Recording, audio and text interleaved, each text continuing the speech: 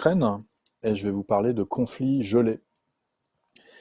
Euh, je vais commencer par vous donner un peu de contexte et vous dire que la crise en Ukraine a connu pas mal d'évolutions depuis son déclenchement en 2013.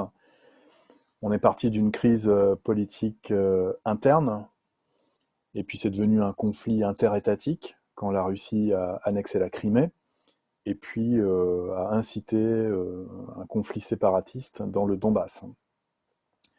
Actuellement, le conflit connaît une relative stabilité, puisqu'il y a eu un cessez-le-feu le 1er septembre, mais une reprise des hostilités est toujours à craindre, et le problème de fond est bien entendu loin d'être réglé. Sans solution politique au conflit qui oppose l'Ukraine à ses régions de l'Est et à la Russie, le scénario qui est en train de se dessiner, c'est celui d'un gel du conflit en Ukraine, un peu sur le même modèle que les précédents conflits gelés de l'ex-URSS. Et aujourd'hui, ce soir, le but de cette petite présentation, ce sera d'identifier un peu les similarités qui permettent d'affirmer que la crise dans le Donbass est devenue en quelque sorte le 5e conflit gelé post-soviétique, sous l'impulsion de la Russie, bien évidemment. Donc un peu d'histoire maintenant. Avant 2014, l'ex-URSS comptait en tout 4 conflits gelés depuis le début des années 90. En fait, lorsque l'URSS est en train de se démanteler, au début des années 90, donc, les nouveaux États qui apparaissent sur la scène internationale sont en proie à de nombreuses crises internes. En Moldavie, par exemple, c'est la région de Transnistrie, qui est sur la rive gauche du fleuve Dniestre, qui lutte contre les autorités de Chisinau pour obtenir son indépendance. Même scénario en Géorgie, pays dans lequel l'Ossétie du Sud et l'Abkhazie ont toutes deux pris les armes pour s'ériger en république souveraine. En Azerbaïdjan, c'est la région du Nagorno-Karabakh, que vous connaissez si vous lisez les nouvelles régulièrement ces jours-ci. Région du Nagorno-Karabakh ou Haut-Karabakh qui est peuplée en majorité d'Arméniens et qui s'est révoltée contre Bakou en exigeant l'unification avec l'Arménie voisine. Alors, ces revendications séparatistes, elles vont susciter des réactions armées de la part des métropoles, et ces réactions armées vont dégénérer en conflits ouverts entre 91 et 92 surtout. Ces guerres d'indépendance ou de sécession, ça dépend de quel camp on parle évidemment, vont se terminer sur la victoire des forces séparatistes qui se retrouvent à contrôler des régions contestées. Pourtant, la victoire militaire n'est pas suivie d'une victoire politique. Ce qui se passe, c'est que les séparatistes exigent que leur indépendance soit reconnue. Les États centraux refusent, bien évidemment, d'envisager une quelconque amputation territoriale. Et la communauté internationale tente simplement de jouer les médiateurs pour espérer une issue politique, pacifique et satisfaisante pour tous. Et près de 25 ans après la fin des combats, aucune solution n'est en vue. Et sur le terrain, que se passe-t-il? Eh bien, les régions séparatistes se sont organisées en entités politiques cohérentes, en États de facto auxquels seul manque la reconnaissance internationale, en fait. Alors, il y a plusieurs facteurs qui expliquent la persistance de ce gel conflictuel. Au-delà du caractère problématique de la terminologie, d'ailleurs, on peut citer la nature des revendications, la construction interne des États de facto, et les intérêts des acteurs externes pour comprendre les blocages persistants. Et le premier des acteurs externes à jouer un rôle fondamental dans l'évolution des conflits gelés, c'est évidemment la Russie.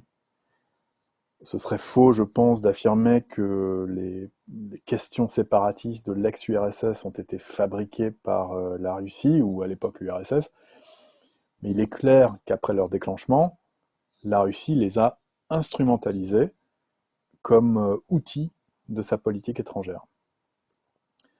De nombreux travaux ont traité de l'implication russe dans les conflits gelés, Et ce soir, je vais simplement me contenter de résumer les enjeux pour évaluer la politique actuelle de la Russie à l'égard de l'Ukraine, plus particulièrement. Alors, euh, revenons en 91 et en 92, époque à laquelle il y a eu les premières crises séparatistes.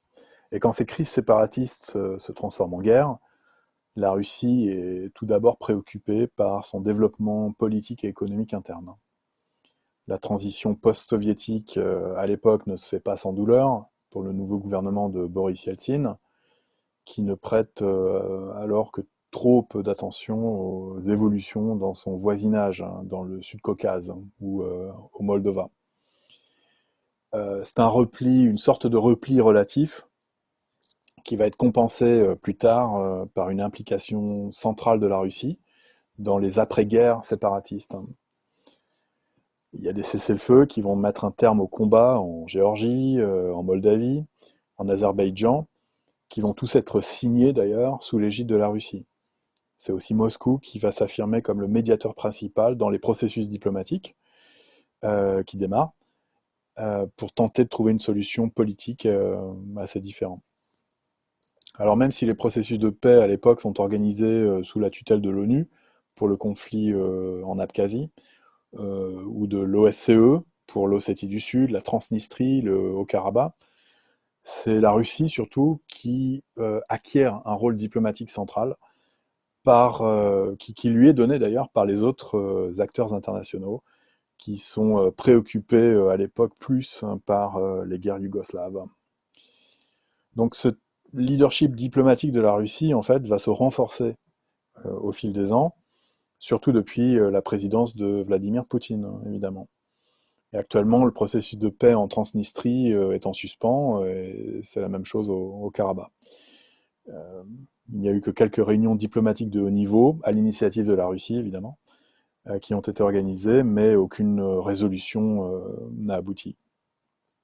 En Géorgie, il y a eu un processus de Genève hein, qui a été lancé depuis la guerre de 2008, mais il n'y a pas eu d'issue parce que Moscou a de toute façon reconnu l'indépendance de l'Abkhazie et de l'Ossétie du Sud et refuse de discuter par conséquent d'une éventuelle alternative diplomatique. Donc on peut dire que la médiation russe n'a rien fait pour dégeler ces problématiques depuis 20 ans, ce qui laisse à penser une impuissance assez surprenante de la part de la Russie dans ces régions, ou un manque de volonté de la part de la Russie euh, est évident, et la Russie se satisfait pleinement de ce statu quo régional. Alors ensuite, la Russie a joué un rôle important dans le gel des conflits par sa présence militaire, évidemment, en Géorgie, mais en Moldavie. C'est une présence militaire qui est contestée par Tbilissi, par Chisinau, qui réclame régulièrement le retrait des troupes russes présentes le long des frontières de ces pays. Et les derniers soldats russes ont quitté le territoire géorgien en 2007, hein, mais sont toujours présents en force en Abkhazie et en Ossétie du Sud. Euh, En Moldavie, par exemple, la Russie maintient une garnison de plus d'un millier d'hommes hein, dans la base de Tiraspol. Hein. C'est une transgression de ses engagements internationaux, évidemment, notamment la Convention d'Istanbul de 1999. D'autres forces russes sont présentes en Transnistrie également, sous un mandat de maintien de la paix de l'OSCE, il faut le dire. En Ossétie du Sud, les forces de maintien de la paix de l'OSCE étaient présentes avant 2009, alors qu'en Abkhazie, c'était un contingent sous mandat de la CEI qui se trouvait déployé. Dans tous les cas, et pour conclure, ces unités étaient ou composées en majorité de forces russes ou de forces séparatistes, et évidemment l'impartialité des forces russes est peu évidente sur le terrain.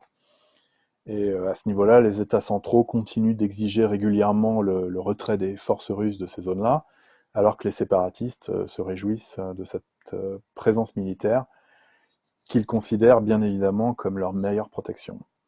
Et la Russie, bien entendu, justifie ces déploiements comme un gage de stabilité pour la région. Voilà, je vous remercie pour votre attention.